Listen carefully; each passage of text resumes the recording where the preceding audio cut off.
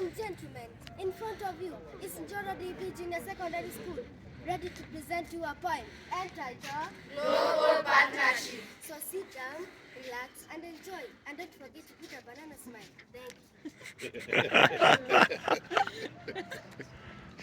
14 years down the line, Njoro DP and Wincham School. Our partnership began as a young flower, and now it has flourished. We vividly remember how it started. Sam and Diana came for the first visit. Sooner than later, our teachers too. Overseas they traveled to England. Global goals are the key objectives. 17 of them we had to learn. They include life underwater, quality education, and many more goals.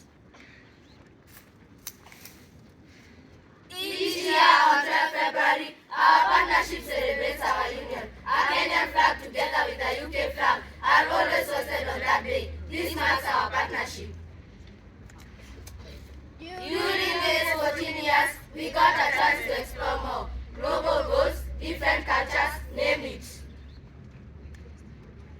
We appreciate the tireless efforts. Our library was set up from the partnership. Sports equipment, video cameras,